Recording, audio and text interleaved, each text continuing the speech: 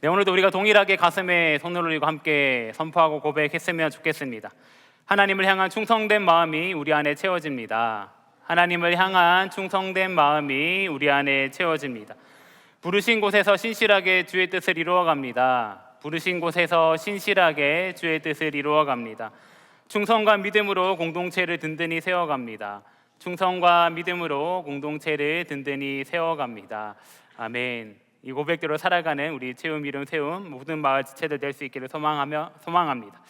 우리는 지난 주일을 시작으로 하여서 충신의 고백이라는 큰 주제를 가지고 함께 사도신경의 말씀을 나누기를 시작하였습니다. 오늘은 사도신경의 두 번째 시간, 사도신경의 두 번째 고백인 나는 그의 유일하신 아들 우리 주 예수 그리스도를 믿습니다라는 고백에 대해서 함께 나누기를 원합니다.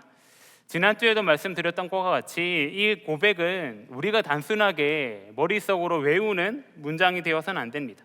우리 인생의 주인이 누구인지, 내가 누구를 믿고 내가 누구의 통치를 받으며 살아가고 있는지를 결정하는 것입니다. 이 고백대로 우리 평생의 삶 가운데에서 하나님의 통치 가운데 살아갈 수 있기를 간절히 소망합니다. 혹시 여러분들은 이 그림을 보신 적이 있으신가요? 목걸이나 키링 같은 액세서리로도 많이 나오고요. 제가 어린 시절에는 이 차량 뒤에 붙이는 게 유행이었던 것 같습니다. 그래서 저희 아버지 차량에도 붙어 있었던 기억이 있는데요. 사실 이 그림은 초대교회부터 이어져 오던 그림입니다. 그들의 신앙을 나타내는 것으로 이투스라는 이름으로 불렸는데요. 당시 성도들은 박해와 혼란 가운데에서도 이 물고기 표식을 하는 가운데에 서로의 믿음을 확인하였습니다. 익투스는 그 단어 그 자체로 물고기라는 뜻을 가지고 있는데 사실 여기에는 더 큰 의미가 담겨져 있습니다. 앞에도 보여지는 것처럼 이 익투스를 이루고 있는 글자 한 글자씩 따서 우리의 고백이 담겨져 있는데요. 이에수스, 크리스토스, 데우, 휘오스, 소테르, 즉 예수 그리스도 하나님의 아들 구원자, 예수님께서 우리의 하나님의 아들이시며 우리의 구원자 되신다라는 고백이 이 그림 안에 담겨져 있었던 것입니다. 초대교회 성도들에게 이 고백은 단순하게 예수님이 그리스도시고 하나님의 아들이시고 우리의 구원자 되신다라는 지식을 공유하는 것이 아니었습니다. 그들이 목숨 걸고 지켜야 되는 진리를 담고 있었던 것이지요. 왜냐하면 당시 주변 사람들은 예수님에 대해서 바르게 알지 못했기 때문입니다. 어떤 이들은 예수님을 단지 위대한 스승 정도로 생각하였고요. 어떤 이들은 예수님을 정치적인 구원자로 왔다가 실패한 사람이라고 생각을 하였고요. 또 어떤 이들은 예수님께서 정말 하나님의 아들이신지, 정말 사람의 몸으로 오신 것이 맞는지 이렇게 주장하면서 혼란스러워하였습니다. 그 시기 가운데, 그런 상황 가운데에서 교회는 예수님께서 어떤 분이신지에 대해서 바르게 고백해야만 했습니다. 사실 이것은 우리가 고백하는 사도신경에도 잘 드러나고 있는데요. 지난주에 말씀에서 사도신경이 총 12개의 고백으로 구성되어 있고 그 중에 예수님에 대한 고백이 무려 6개라고 말씀드렸습니다. 예수님에 대한 고백이 많은 이유는 당시 예수님께서 어떤 분이신지에 대한 수많은 논쟁이 있었기 때문에 예수님에 대해서 바른 고백을 하기 위하여서 사도신경 가운데 예수님에 대한 고백이 많이 담겨져 있었던 것이죠. 그래서 그 중에 예수님에 대한 첫 번째 고백이 이렇습니다. 나는 그의 유일하신 아들 우리 주 예수 그리스도를 믿습니다. 이 고백은 내 인생의 주인이 누구인지를 선언하는 고백일 것입니다. 내가 누구를 믿고 누구의 통치를 받으며 살아갈 것인가를 드러내는 고백입니다. 예수님이 여러 선택지 중에 한 가지가 아니라 내 삶의 중심이자 유일한 길이며 내 삶의 유일한 주인 되심을 고백하는 것이 이 고백에 담겨 있는 내용입니다. 요한복음 1장 말씀에서는 그 고백의 이유를 보여주는데 이 예수님이 하나님을 가장 분명하게 드러내는 유일하신 하나님의 아들이며 동시에 우리 가운데 오셔서 우리를 구원하시고 우리를 다스리시는 참된 주인 되시는 분이시다라는 고백이 담겨져 있습니다. 먼저 오늘 이제 본문이 기록된 요한복음의 배경을 살펴보아야 됩니다.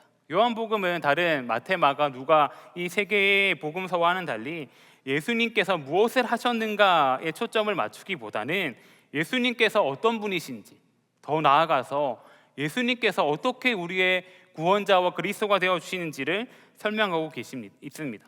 심지어는 예수님께서 본인 스스로 자신이 누구인지를 설명하셨습니다. 작년 설교 시간에 다루었던 내용인데 기억나시나요?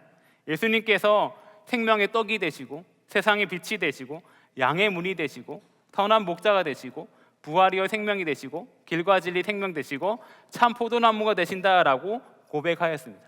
기억하시지요? 오늘 본문 역시도 예수님께서 어떤 분이신지를 분명하게 이야기해 줍니다. 예수님께서 하나님과 본질적으로 같은 분이시다가 오늘 본문 가운데 담겨져 있습니다. 서론에서 말씀을 드리긴 했지만 요한복음이 기록될 그 당시의 초대교회에는 적지 않은 혼란들이 있었던 것 같습니다. 교회 바깥으로는 이 유대인들의 이 박해와 반대가 있었고요, 로마 제국의 압박도 있었습니다. 또 교회 안에서는 예수님에 대해서 어떻게 이해해야 맞는 것인지 고민하며 또 그 가운데에서 왜곡된 주장들이 오고 가기도 했습니다.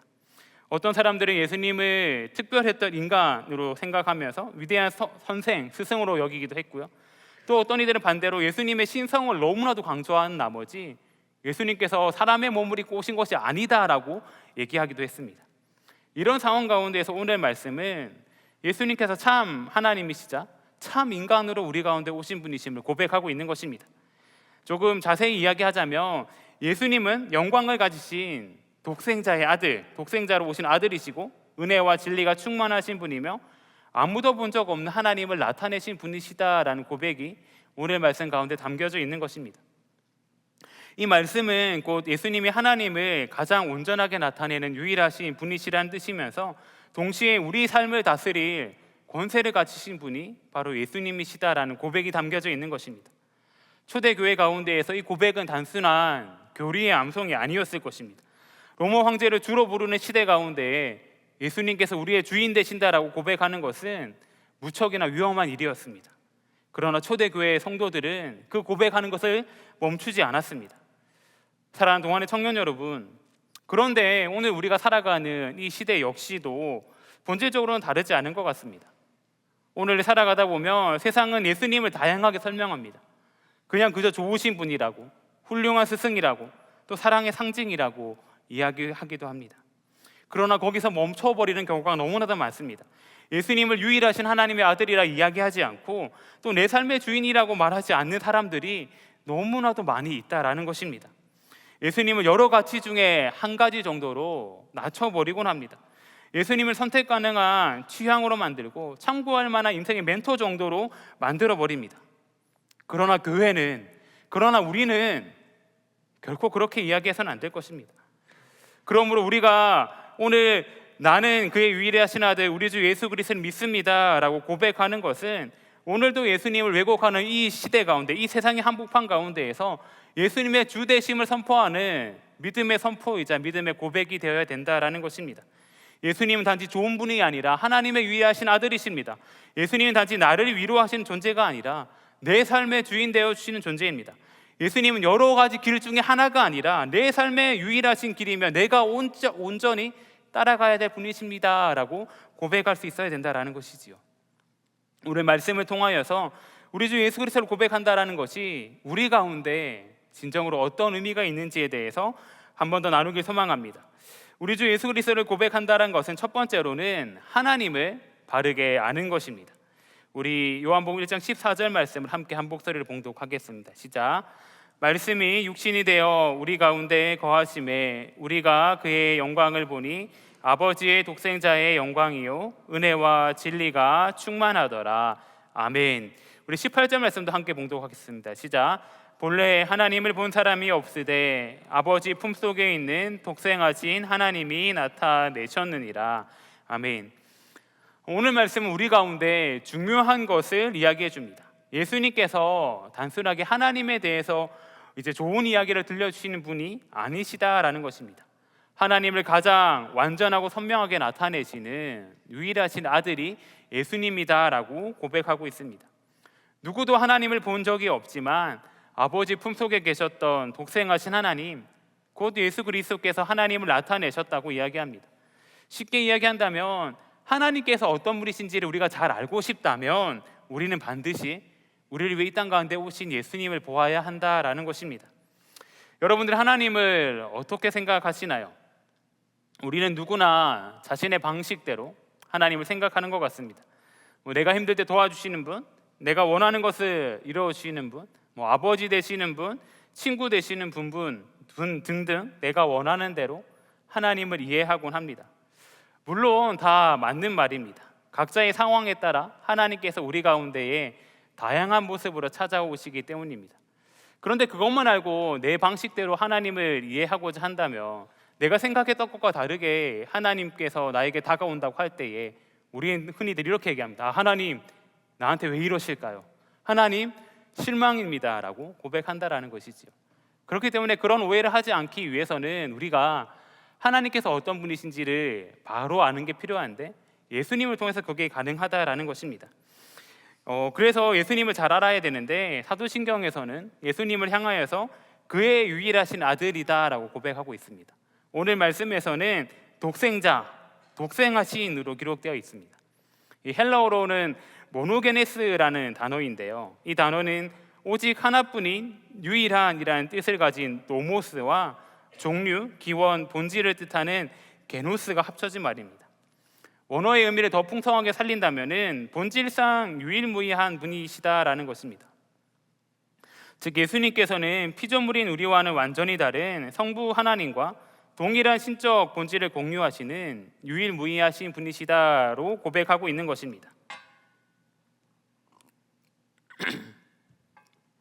왜 요한은 예수님을 수많은 선지자나 위대한 스승 중에 한 명이 아니라 모노게네스, 유일무이하신 분으로 선포하였을까요? 그것은 본문에서 정답을 이야기하고 있듯이 본래는 하나님을 본 사람이 우리 가운데 아무도 없기 때문입니다. 그러나 오직 아버지 품속에 계시던 성부 하나님과 완벽한 사랑의 연합 안에 계시던 그 모노게네스, 예수님만이 우리 가운데에 하나님께서 어떤 분이신지를 드러내 주신다라는 것입니다. 예수님만이 우리가 하나님께 닿을 수 있는 유일한 길이 되어 주신다라는 것입니다. 오늘 이 말씀이 오늘날을 살아가는 우리 청년들에게 어떤 의미가 있을까 고민해 보았습니다. 오늘날 우리 시대를 관통하는 핵심 단어 중 하나는 바로 결핍과 공허인 것 같습니다. 겉으로 보기에는 그 누구보다도 풍요한 시대를 살아가고 있는 것이 요즘 시대입니다. 그러나 역설적으로 우리들의 내면은 어느 때보다 깊은 우울과 불안, 그리고 고립감 가운데 시달리고만 있는 것 같습니다. 우리는 이 밑바지 독 같은 결핍을 어떻게든 채워보려고 발부덩칩니다. 남들에게 뒤처지지 않기 위해서 스펙을 쌓기 위해서 최선을 다하고요, 또 더욱 풍족한 삶을 살기 위해서 온갖 노력을 합니다. 때로는 나의 외로움을 채워줄 완벽한 연인을 찾아 헤매기도 하고, 사람들의 인정과 좋아요로 나의 가치를 채우려고 하기도 합니다. 하지만 여러분, 우리 한번 솔직해져 봅시다. 그 모든 것들을 우리 손에 쥐었을 때 우리 영혼이 진정으로 만족함을 누리던가요? 아니다라는 것을 알 수 있을 것입니다. 잠시의 성취감 뒤에는 더 큰 갈증이 몰려오는 것을 여러분들은 다 경험해 보셨을 것입니다. 그런데 프랑스의 철학자이자 수학자인 파스칼은 이렇게 이야기하였습니다. 모든 사람의 마음속에는 하나님이 만드신 절대적인 빈 공간이 있다. 이 공간은 세상의 그 어떤 피조물로도 채울 수 없고 오직 예수 그리스도를 통해 찾아오시는 창조주 하나님으로만 채워질 수 있다. 정답을 이야기하는 것 같습니다. 세상의 수많은 우상들은 우리를 향하여서 나를 가지면 내가 만족할 거야 라고 속이지만, 그것들은 결코 우리의 영혼을 병들게 할 뿐입니다. 우리의 마음을 채울 수 없습니다. 왜냐하면 우리는 처음부터 영원하신 하나님으로만 채워지기를 위해서 창조되었기 때문입니다. 그래서 우리 가운데 유일하게 참되신 하나님을 보여주고 또 하나님과의 관계 회복을 시켜주실 유일한 아들이 필요합니다. 그리고 그 아들을 통해서 우리는 하나님을 알아갈 수 있고 우리 마음을 하나님으로 채울 수 있습니다. 이것이 사도신경에 나오는 유일하신 아들에 담긴 참된 의미입니다. 여러분들도 예수님을 통해서 여러분들의 마음을 하나님으로 충만하게 채울 수 있기를 간절히 소망합니다. 또 두 번째로 우리 주 예수 그리스도를 고백한다라는 것은 삶의 주권을 드리는 것입니다. 우리 요한복음 1장 14절 말씀을 우리 한 번 더 봉독하겠습니다. 시작. 말씀이 육신이 되어 우리 가운데 거하심에 우리가 그의 영광을 보니 아버지의 독생자의 영광이요 은혜와 진리가 충만하더라. 아멘. 이 말씀은 우리가 신앙생활을 해 나가는 데 있어서 너무나도 놀라운 말씀입니다. 영원하신 말씀이 육신이 되셨다라는 것은 하나님께서 저 멀리서 우리를 지켜보고 계신 것이 아니라 우리 가운데 오셨다라는 것입니다. 우리의 삶을 관찰만 하신 것이 아니라 인간의 몸을 입고 우리 인간의 역사 가운데 들어오셨다라는 말씀입니다. 여기서 요한이 사용한 말씀이라는 단어는 헬라어로는 로고스라는 단어인데요. 1세기 헬라 철학에서 로고스는 온 우주를 움직이는 이성적인 원리, 절대적인 진리를 뜻했습니다. 그리고 유대인들에게 로고스는 이 천지를 창조하신 하나님의 이런 역동적인 능력 같은 것을 의미하였습니다. 그런데 요한은 이 로고스가 한계를 지닌 육신이 되었다라고 이야기합니다. 그런데 이 말이 오늘날에 우리 가운데 어떻게 다가올지 모르겠지만 당시 사람들에게는 아주 충격적인 고백이고 선포였습니다. 왜냐하면 로고스는 아주 신성한 것으로 여겼고 이 육체는 속된 것으로 여겼기 때문에 신성한 것과 속된 것이 함께 할 수 없다라고 생각했기 때문입니다. 근데 요한은 말씀에서처럼 이 신성한 이 하나님의 로고스가 육신의 몸을 입고 우리 가운데 오셨다라고 이야기하고 있습니다. 그런데 요한은 여기서 한 걸음 더 나아갑니다. 어떻게 얘기하냐면은 우리 가운데 육신의 몸을 입고 오신 것뿐만 아니라 더 나아가서 우리 가운데 거하신다라고 얘기하고 있습니다. 이 헬라어로 스케노세인인데 원형인 스케노는 직역하면은 이 장막을 치다, 텐트를 치다라는 의미입니다. 이 장막을 치다라는 단어를 들었을 때 유대 사람들이 당시에 공통적으로 떠올리는 장면이 한 가지 있었을 것인데 그것이 무엇이냐면은 바로 출애굽하던 이스라엘 백성들입니다. 출애굽기 32장에 보면은 이스라엘 백성들이 시내산에 하나님의 율법을 받으러 올라간 모세를 기다리고 있는데 모세가 빨리 내려오지 않자 불안에 떨며 자신들을 인도할 신, 즉 눈에 보이고 자신들을 마치 통제할 수 있을 것만 같았던 금송아지를 만들어 버립니다. 하나님을 떠나버린 너무나도 미련한 선택이었죠. 그렇기 때문에 거룩하신 하나님께서는 이스라엘 백성들을 향하여서 나는 너희와 도저히 함께할 수 없다라고 말씀하셨습니다. 그러나 모세의 간절한 중보 기도 끝에 출애굽기 34장에서 하나님께서는 다시금 이스라엘 백성들 가운데 임재하시며 하나님의 영광을 보여주시고 성막을 짓게 하시면서 그 가운데 하나님의 영광을 보여주십니다. 그리고 출애굽기 마지막 장면에 이르러서는 이렇게 기록하고 있습니다. 구름이 휘하게 덮이고 여호와의 영광이 성막에 충만하매. 반역하고 하나님을 떠났던 이스라엘 백성들 가운데 하나님께서 임하신다라는 것입니다. 이 출애굽기 구약의 말씀과 신약의 말씀을 이어서 한번 생각해 봅시다. 이 실패하고 반역한 이스라엘 백성들 가운데에 이 성막을 치셨던 그 구약의 하나님께서 이제는 친히 피와 살을 가지신 인간의 성막의 모습으로 우리 삶 한가운데 찾아오신다라는 것입니다. 이 말씀이 육신이 되어 우리 가운데 거하신다라는 고백을 우리 삶과 함께 연결지어 봅시다. 우리는 광야의 이스라엘 백성들과 같습니다. 보이지 않는 하나님보다 당장 내 눈에 보이는 금송아지를 더 따르고자 합니다. 세상에는 내가 의지할 수 있는 것들이 너무나도 많이 있습니다. 그리고 세상의 것들로 나의 구원을 이루려고 합니다. 하지만 내가 의지했던 것들은 모두 다 무너져 내려버리고 그렇게 되면은 우리 가운데 실패함과 좌절함밖에 없습니다. 그러면서 이렇게 생각할 수 있겠죠. 나 같은 사람은 하나님께 나아갈 자격이 없다. 나 같은 죄인이 어떻게 하나님 앞에 나아갈 수 있을까? 내 삶이 이렇게 엉망진창인데 하나님께서 나를 사랑하실까라는 생각을 한다라는 것입니다. 그런데 예수 그리스도는 우리가 완벽하게 율법을 다 지키고 모든 것을 성취했을 때 찾아오시는 분이 아니라는 것입니다.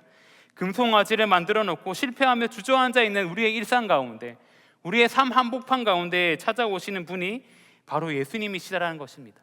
그 예수님께서 우리 삶 가운데 찾아오셔서 우리 삶에 장막을 치신다라는 것입니다. 장막을 친다라는 뜻은 잠시 잠깐 머물겠다라는 것이 아니라 우리 마음 가운데 영원히 사시겠다라는 그 선언입니다. 그렇기 때문에 사도신경에서는 예수님께서 내 삶 가운데 찾아오시고 내 마음 가운데 함께 하신 분이시라는 것을 고백한다면은 우리가 어떻게 돼야 될까요? 예수님은 우리의 구주로 모실 수 있어야 된다라는 것입니다. 예수님께서 내 마음 가운데 장막을 치고 사신다면은 내가 주인 되어 살아가는 삶이 아니라 예수님께서 주인 되어가는 삶을 살아가야 된다라는 것입니다. 그렇기 때문에 사도신경에서도 예수님을 우리의 주라고 고백하고 있습니다. 여기서 주라는 말이 아주 중요한 것 같습니다. 퀴리오스라는 이 단어에는 예수님과 우리의 관계가 어떠해야 되는지 분명히 기록하고 있습니다. 주라는 말에는 예수님께서 내 삶의 주권을 가지고 계시다라는 사실이 드러납니다. 내 평생 다른 것을 따르지 않고 다른 것을 섬기지 않고 오직 예수님만 섬기겠습니다라는 고백이 나와야 된다라는 것이지요. 제가 청년분들을 만나고 신방을 하다 보면은 이런 고민들을 하는 분들이 종종 계신 것 같습니다. 저에게 직접 말하지는 않으셨기 때문에 제가 대화 가운데 추측한 것이라는 점을 유념해 주시면 감사하겠습니다. 이런 것인데요, 예수님을 나의 구원자로 믿긴 하지만 주님을 온전히 내 삶의 주인으로 모시는 것이 때때로는 부담스럽습니다. 예수님의 위로는 받고 싶지만 예수님의 온전한 통치를 받는 것은 조금 힘든 것 같습니다. 예수님의 은혜는 원하지만 예수님께서 나에게 명령하시는 것은 조금은 뒤로 미루고 싶습니다 라고 이야기한다라는 것이죠. 그런데 예수님을 주인으로 고백하는 것과 우리 삶의 모습은 결코 분리될 수가 없습니다. 그래서 우리 주라는 고백은 아주 실제적인 것이며 우리 삶의 구체적인 부분에서 적용되는 것입니다. 내 시간의 주인이 예수님이라는 뜻입니다. 내 연애와 결혼의 주인이 예수님이시라는 뜻입니다. 내 소비와 돈의 주인이 예수님이시라는 뜻이고 내 몸의 습관이 예수님의 주인 되어주신다라는 것입니다. 그렇기 때문에 이러한 고백은 우리의 삶을 철저히 포기하는 것이며 때로는 죽음조차도 개의치 않는 것입니다. 마치 초대교회처럼요. 초대교회가 예수는 주시다라고 고백했다라는 것은 결코 가벼운 말이 아니었습니다. 그런데 초대교회는 그 한복판에서 예수님은 주인이신다, 예수님께서 내 삶의 주인 되신다라고 고백하였습니다. 이것은 여러 선택지 중에서 하나를 택하는 것이 아니라 유일하신 길을 선택하는 것이었습니다. 오늘 우리가 살아가는 이 시대 역시도 다르지 않습니다. 우리는 황제 대신에 다른 것들이 우리의 주인 노릇하고 살아가려 하는 것 같습니다. 그러나 그때 우리는 고백할 수 있어야 됩니다. 내 삶의 주인은 세상의 것이 아니라 오직 예수님 한 분뿐이십니다. 또 세 번째로 우리 주 예수님을 그리스도로 고백한다라는 것은 은혜와 진리 안에 살아간다는 데 있습니다. 오늘 말씀에서 반복되는 단어가 있는데 바로 은혜와 진리입니다. 14절에서도 등장하고 17절에서도 등장하는데요, 우리 17절 말씀을 함께 봉독해 보겠습니다. 시작. 율법은 모세로 말미암아 주어진 것이요 은혜와 진리는 예수 그리스도로 말미암아 온 것이라. 아멘. 그런데 우리가 앞서 보았던 출애굽기에서도 비슷한 말이 등장합니다. 이스라엘 백성들이 이 금송아지를 만들고 모세가 하나님 앞에 회개하며 기도한 이후에 하나님께서 이스라엘 백성들을 향하여서 이렇게 말씀하십니다. 여호와라 여호와라 자비롭고 은혜롭고 노하기를 더디하고 인자와 진실이 많은 하나님이라. 여기서 나오는 이 인자와 진실이 앞에 나오는 이 은혜와 진리와 동일한 의미를 가지는 단어입니다. 인자와 진실이신 하나님께서 예수 그리스도를 통하여서 은혜와 진리로 우리 가운데 나타나신다라는 것입니다. 이 은혜와 진리에는 예수님께서 우리의 삶을 어떻게 통치하시는지를 보여주는 것 같습니다.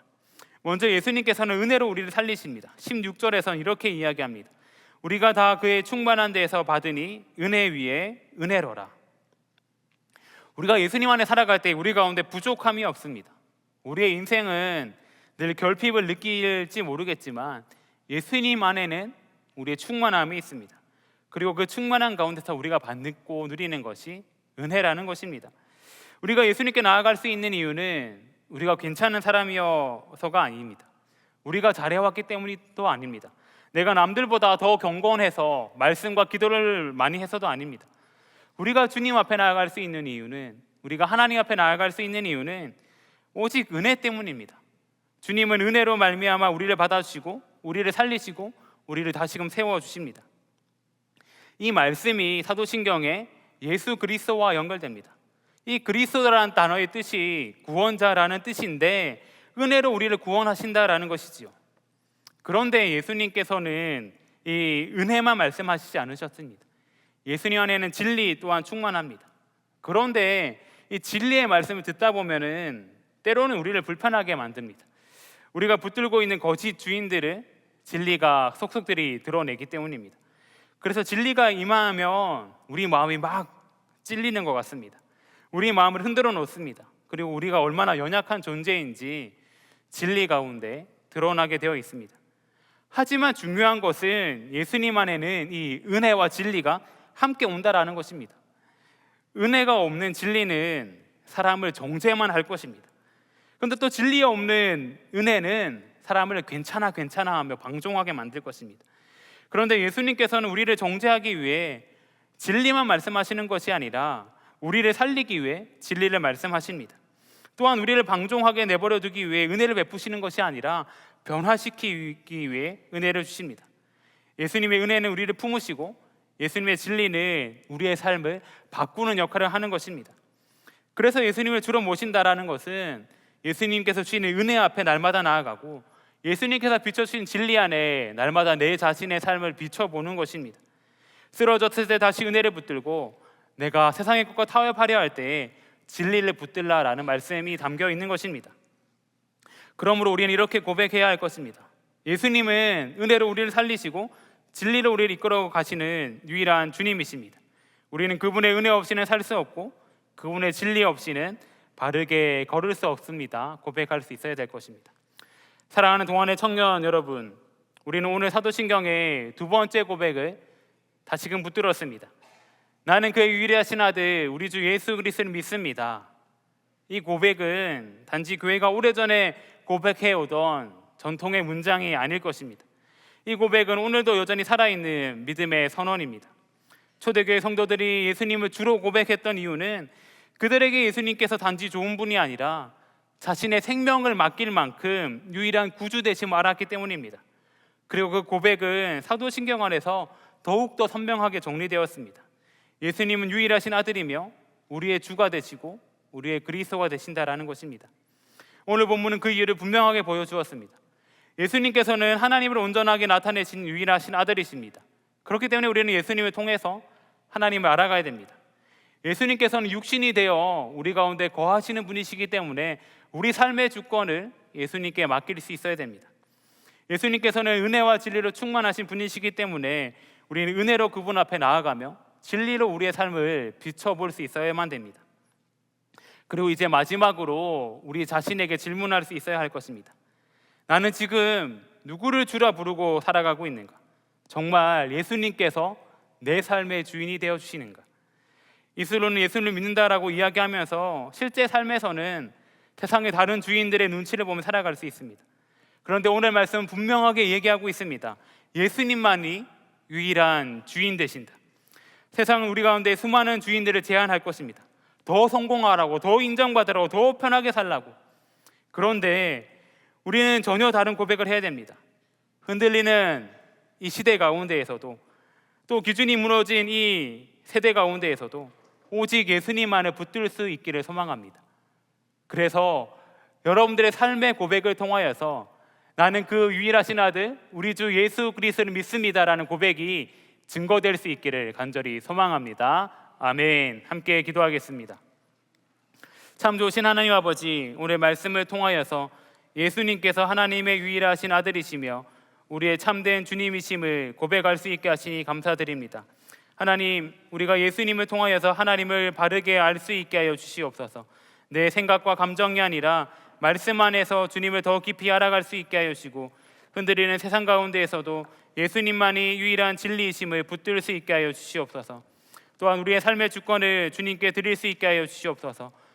입술의 고백이 머무르지 않게 하여 주시고 우리의 시간과 관계와 진로의 미래까지 예수님을 주님으로 모시며 살아갈 수 있게 하여 주시옵소서. 하나님, 우리가 은혜와 진리 안에 살아갈 수 있게 하여 주시옵소서. 넘어질 때마다 주님의 은혜로 다시금 일어설 수 있게 하여 주시고 흔들릴 때마다 주님의 진리로 바르게 설 수 있게 하여 주시옵소서. 세상이 아닌 오직 예수님 안에서 참된 만족과 소망을 누릴 수 있게 하여 주시옵소서. 오늘의 고백이 예배의 자리에서 끝나지 않게 하여 주시고 삶의 모든 자리 가운데에서 예수님은 나의 주님이십니다 라고 고백하며 살아내는 동안의 모든 청년들 될 수 있게 하여 주시옵소서. 우리의 유일한 주 예수 그리스도 이름으로 기도드리옵나이다. 아멘.